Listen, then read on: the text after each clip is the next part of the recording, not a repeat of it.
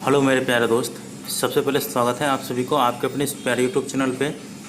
आज के इस वीडियो में बताने वाला हूँ बिहार बोर्ड नॉन हिंदी का छठा चैप्टर, जिनका नाम है बिहारी के दोहे। और ये खुद बिहारी जी लिखे हुए हैं, तो इसका लेखक भी बिहारी जी हैं।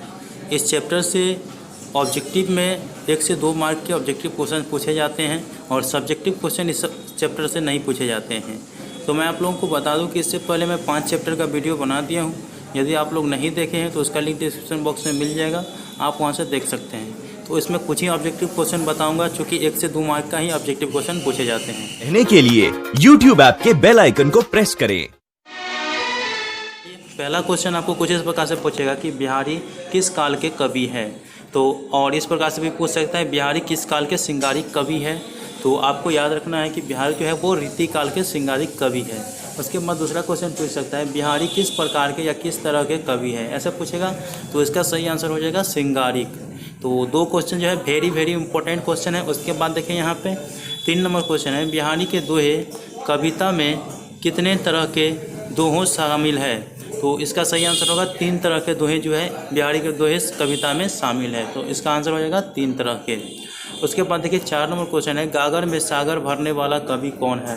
तो ये आप लोगों को याद रखना चाहिए कि गागर में सागर भरने वाला कवि जो है वो बिहारी जी है। उसके बाद देखिए दोस्तों, अगर पूछेगा कि मेरी भव बाधार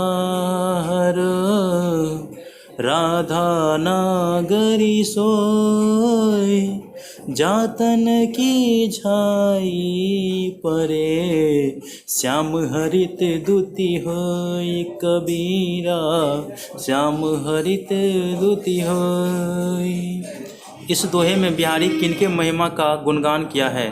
तो इसका सही आंसर हो जाएगा राधा की। उसके बाद छठा क्वेश्चन है इस कविता में कवि अपनी समस्याओं को दूर करने के लिए किससे विनती कर रहा है। तो इस कविता में जो है लेखक अपनी समस्या को दूर करने के लिए जो है श्री कृष्ण से विनती कर रहा है। उसके बाद देखिए दोस्तों 7 नंबर क्वेश्चन है राधा किसके माध्यम से कवि की पीड़ा दूर करती है। तो श्री कृष्ण के माध्यम से कवि की पीड़ा दूर करती है। तो इसका सही आंसर श्री कृष्ण हो जाएगा। उसके बाद देखिए बतरस लालच का क्या तात्पर्य है, अर्थात बतरस लालच का क्या अर्थ है। तो देखिए बतरस लालच का अर्थ हो जाए बातचीत करने के आनंद के लोभ से। तो जो बातचीत करने के आनंद के लोभ से हो उसी का अर्थ होता है बतरस लालच। उसके बाद 9 नंबर क्वेश्चन है दुर्जन लोगों के साथ रहने से अच्छी बुद्धि मिल सकती है। देखिए यहाँ तो पूछ रहा है कि यहाँ दुर्जन का तात्पर्य क्या है। तो दोस्तों देखिए दुर्जन मतलब होता है बुरे लोग। तो बुरे लोग जो है अच्छे लोगों के साथ रहेंगे तो अच्छा बुद्धि भी मिल सकता है। तो इसीलिए इसका दुर्जन का मतलब हुआ बुरे लोग।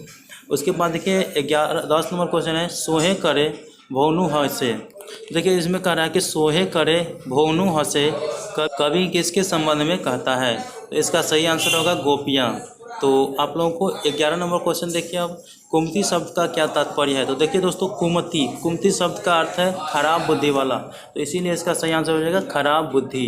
तो प्यारे दोस्त इस प्रकार से मैंने चैप्टर 6 का जितने भी ऑब्जेक्टिव क्वेश्चन थे उसका मैं क्वेश्चन आंसर करा दिया हूँ। मिलते हैं अगले वीडियो में, तब तक के लिए धन्यवाद। जय हिंद, जय भारत।